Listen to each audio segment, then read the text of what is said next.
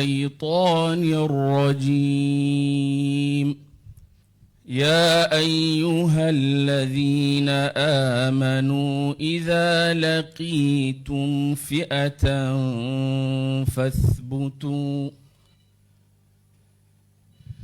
فاثبتوا واذكروا الله كثيرا لعلكم تفلحون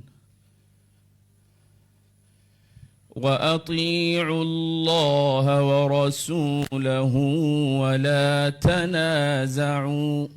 ولا تنازعوا فتفشلوا وتذهب ريحكم واصبروا إن الله مع الصابرين. بسم الله الحمد لله والصلاة والسلام على رسول الله. السلام عليكم ورحمة الله وبركاته. مناسبة شروينها سدحات علماء waa laga hadlay say ku timid taariikhdeedii muhiimadda ay leedahay iyo dhammaan khayr badan Allah siiyo intii ka hadashay iyo sida saxda ay ugu hadleen. waxaan rabaa inaan sheego dadaal iyo niyad samaan waa qabnaa laakiin tabartaanadu wali waa yarta meeshii aan jeclayn in ay gaarto amuuraha yani hagaajinta iyo toosinta iyo ku dadaalidda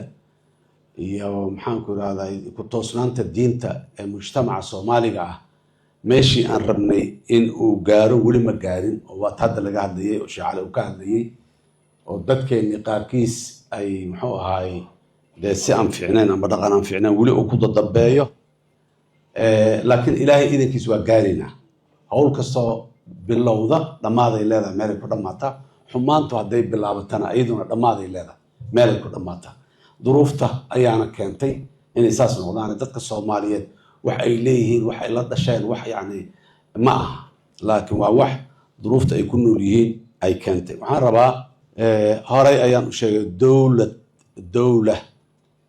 waxay mas'uul ka tahay waxyaabaha ummadda ay leedahay inay u ilaaliso. ummaddu waxay leedahay guri ay leedahay daar ay leedahay iyo ma aha iyo iskool ay leedahay isbitaal ay leedahay ma aha bal kulli dibfur waa qofka bini aadamka waxa qaabeynaayo dareenkiisa fikirkiisa rabitaankiisa nacaybkiisa maxaan ku raad dadaalkiisa waxa qaabeynaayo oo waxaasi sababayo qofkaasi inuu fiicnaado inuu xumaado inuu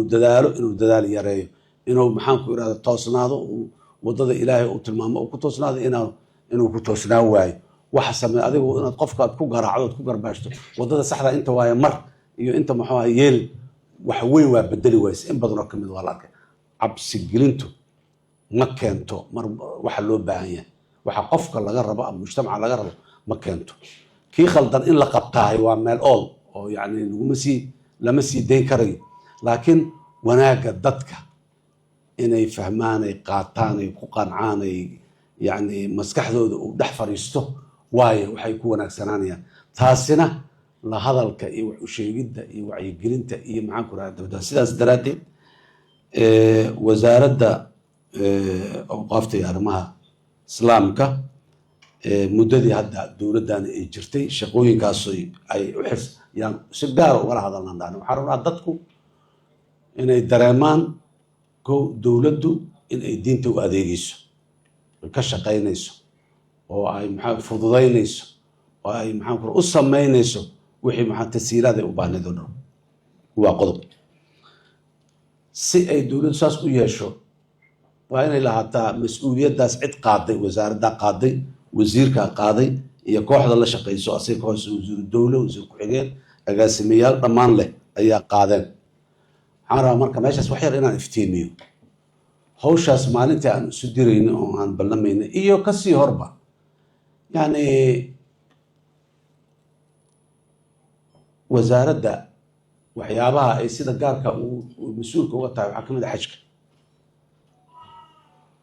xajka xaajiga Soomaaliga ah in badan oo kamid ah ay dan yar ah oo dantoodu ay yar tahay in uu xajiyo oo xajka iyo maxaan ku raadaaye qarashaadkiisa la soo gaarsiiyo meel oo qofka danyarta haweysan karo inuu xajiyo ee aanay noqonin inta wax haysata bas xaji karta. inta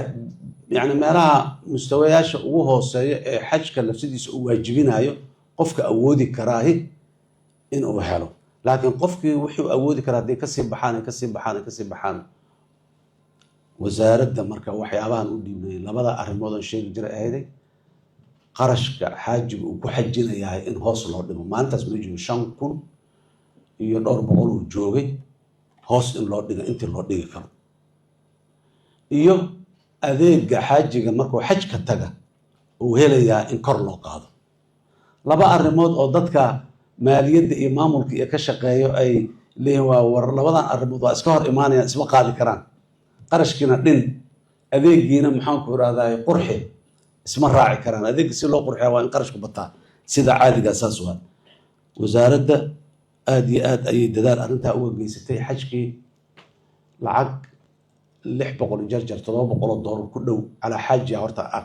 jeebkiisa ku hartay oo asiga u baaqatay oo laga dhimay intii la bixin jiray maalintii ay wasaaraddan ay hawsha bilowday ka hor adeegii xajkana intii sanadkii u dambeysay, yani sanad ka dambeysay, sanadkii koobaad, sanadkii labaad, intii hadda sanadkii u dambeysay xajisaa garan karto horumar inuu jiro. sanadkaana ilaahay idinkiis waxaan rabnaa in ay hawshaasi kasii fududaato oo usii sahlanaato. wasiirka maalin dhawood warbixin isiinaya oo xilliga hadda iyadoo la joogo oo xilliga xajka bilow diyaargarowgiisii loo bilaabay, Soomaaliya waxay noqday wadanka ugu horreeyay ee maxaan ku irahdaa go-aan ka gaaray amuuraha qaarkood xajka. diyaarada tirada in la badiyaan ku dadaalna mar kasta, laakiin dee ma suuraabin ilaa hadda. laakiin in Soomaaliya kow ay noqoto liiska mugaa fariisato kow dalka ugu horreeyay ee go-aankii maxaan ku irahdaa xaajiga diyaaradda qaadaysa,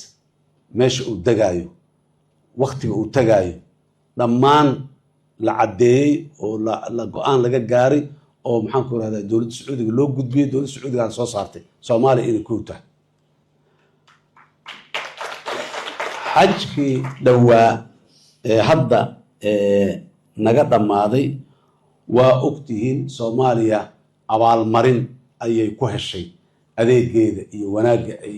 amuuraha xajka ay ka qabatay. labbaytum yani jaa-izada la yiraahdo ayaa Soomaaliya ay 4 caalamkii oo dhan ay kasoo istaagtay booska 4aad. arrintaasi dadaal iyo wanaag iyo quruxi ku timiday,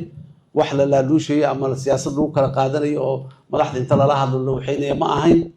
adeegii la qabtay iyo dadka sida loogu dadaalay iyo xujaayada sida loogu adeegay ayay ku timiday jaa-izadaas in dowladda Soomaaliya la siiyo oo la yiraahdo adeegii ugu fiicnaa ee xaajiga loo qabtaay dunida dhan. wadankii 4aad meesha wadamada wadamo badan isla galaa laga yaabaa, dhowr wadan isla gasho, 2 inay isla gasho, 4 sidoo kale dhowr wadan isla gashay, laakiin mustawahaas inaan soo gaarno yaan hadda joognaa oo aan meeshaas ka soo gaarno.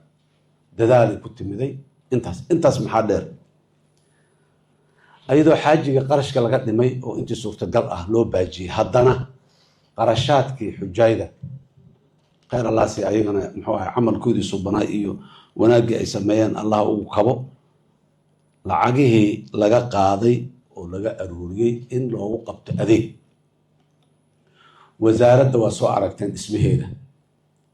lacagta xaajiga iyo xajka ay bixiyeena lagu dhisay wasaaraddaas. wasaarad casri ah, qalabaysan, intaasoo maxaan ku irahdaa dabaq ah oo ku yaalo library aad iyo aad u weyn, maktabad ballaaran oo kutubtii oo dhan qofkii maanta cilmi baaris samaynayo, mas'alo raadinayo, wax raadinayo, meel uu aado oo u doonto yiraa bal muxuu ahay soo baar oo aad u farabadan muxuu ahay kumanaan bugaa kutubo ah ay taalo. waxaa laga sameeyey lacagtii ayadoo la dhimay ka bacdi muxuu ahay xaajiga uu qaadayaa laga sameeyey. waxaa intaas dheer oo hadda dhismaheedii ayadana mar dhow la dhagax dhigayaa gurigii ama dhismihii golaha ama majliska iftada oo aan rabna ayadana markii ugu horreysay Soomaaliya inay yeelato. guri xarun ay leedahay oo midda wasaaradda ka weyn wasiirka warbixintiisa ugu soo xaruntaasi waxay ka weyn tahay ka ballaaran tahay wasaaradda midda u dhisan wasaaradda hool ay leedahay intaan ma qaado 200 iyo xogaa qof oo qaada laakiin majliska hoolka gurigiisuna waa 6 dabaq dabaqa ugu sareeya naqshada la aragnay dabaqa ugu sareeya hoola ku yaalo 700 ilaa 800 oo qof qaada ilaahay idankiis maanta uu dhaqan galo oo loo guuleysto oo looga maarmi doono in culimadu ay meelo kale iyo ku shiraan haday tahay muxaadarooyin iyo haday tahay shirweyne lagu qabsan karo intee laga keenayaa lacagta xajka laga seef gareeyay ama laga waxyaal ayaa lagu dhisayaa lagu qalabeynaya macadkii waa dhaqan gala asaguna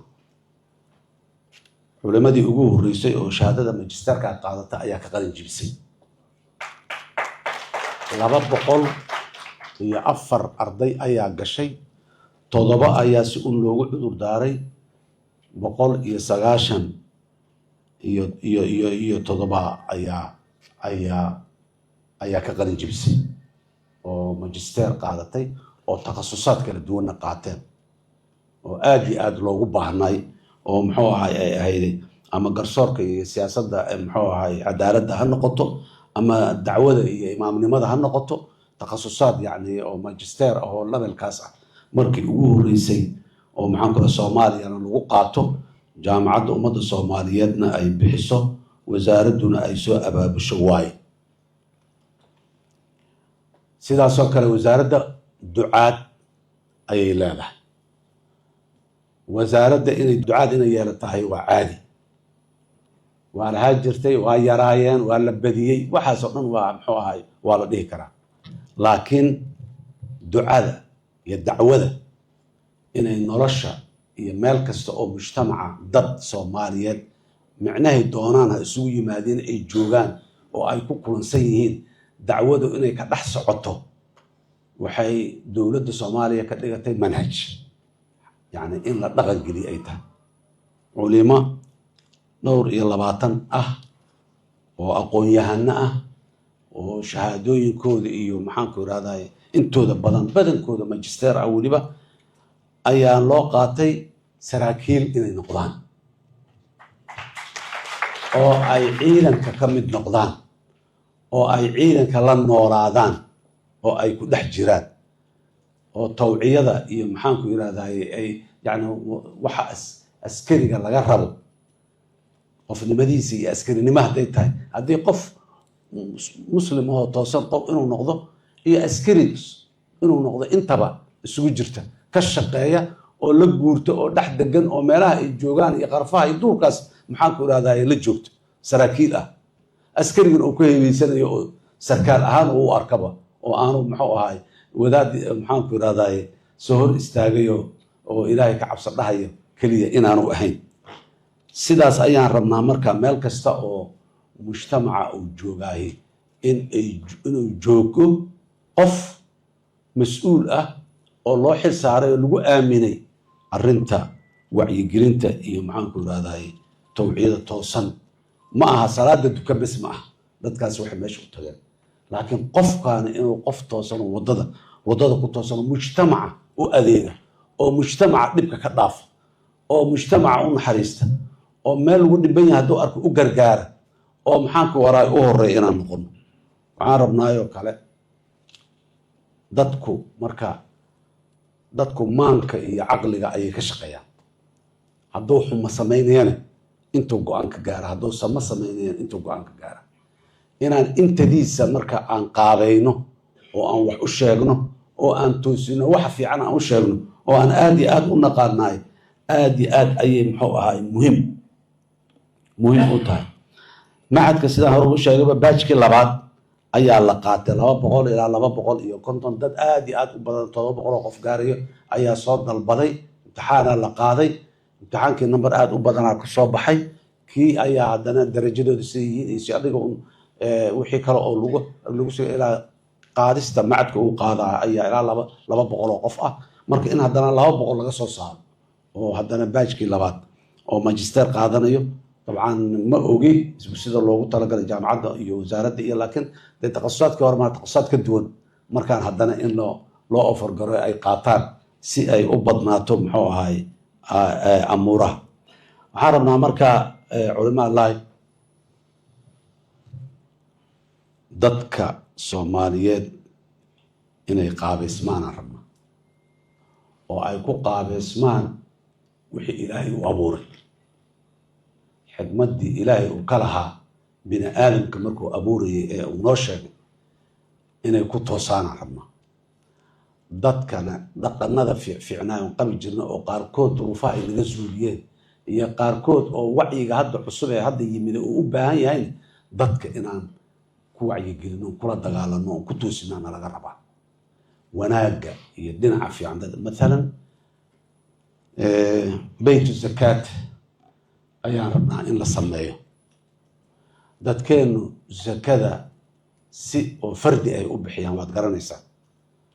waa raadiyaa zakada waa la bixiyaa, dadku waa bixiyaan, laakiin waa la bixiyaa, waa loo yaryareeyaa. dadka zakada inay xaqa ule inay qaataan oo in la siiya ay waajib tahay waa badan yihiin. marka wixii yaraado haysa haddaad $10 ah u kala siiso oo cawada iyo beri uu ku casheeyo meeshasi ku dhammaanay. suurtagal dadkeenu marka waxaa ka maqan dhaqanka ah zakada inta la isku geeyo wax mujtamaca wax weyn u taraayo dadkaas zakadu ay hala siiya la yiri laftooda noloshooda qaadayo, noloshooda wax ka bedelayo. maxaan ku idhahdaay meesha iyo mustawaha fursado siinaya inay ka waxaysmaan ay noloshooda ku bedelanto. zakadu waajib waay qofka faqiirka ah noloshiisa in oo la hagaajiyaa loo bixiyo, oo midna aanu inta dherag la jiifin, midna inta aanu baahi la jiifin. bal dadka intii laisku soo dhawey karo lamaba simi karee, laakiin intii laisku soo dhawey karo lasoo qaado. sidaas daraaddeed zakada waxaan u baahnaa marka dadkeena in aad iyo aad looga wacyigeliyo inay zakada bixiyaan. ma aha zakada dadka inta badan way bixiyaan. culimada waxaan leeyahay war mujtamac quman oo toosan inuu noqdo maanta dowladda kuma filla. dowladda keligeed way jeceshahay, waayna ka shaqaysaa, laakiin kuma filla. waxaan rabnaa marka in loo istaago oo rasaalo la xambaaray oo loo wada taagan yahay meel walba. maalin dhexdaas aheedna culimada qaar aan arkayaan ku iri dacwadii shaarica, masaajidka, iskoolka, maxaan ku irahdaa meesha kafeteriyada shaahiga lagu cabo, meel walba in horta dacwadii la soo celiyo, dadka nala hadlo. culimada waxaan leenahay marka waxyaabaha oo masaa'ilka oo yani yaryarka oo lagu kala duwan yahay hoosa loo dhaqo ama hoosa la isugu sheego, ayaga hoosa isugu sheegaan, laakiin inay kala duwan yihiin dadka iyana u sheegin si ay dadku inay kala duwan yihiin u arki karaan yaani u dhihin. يعني مسائل إنه كلا دونا هي وح مشكلة وين ما هو ورقة سوء هاجرتي، لكن وحنا ربنا ضدك إن نقاي بين مسائل كله كلا دوية ضدك وحا دي أنت أساسياتك أو رسمك أو هردن لقوا بكلا دونا والله وضع يستعنتس، لكن سيدا الشيء هذا كيفية الشيء هاي والله يابا إن محافظ هذا وحوجا لو كلا دونا هذا مركز تاسن محوها هاي أن هوست جنو ما أنت مقالك ولماذا meesha ka muuqdahay wax weyn oo kusoo kordhina araggaas kaliya dadka Soomaaliyeed wax weyn kusoo kordhina iyo qulubtooda wax weyn kusoo kordhina. ugu dambeyntii waxaan kusoo gunaanadeeyaa gabdhaha culimada waxaan leeyahay hambalyo.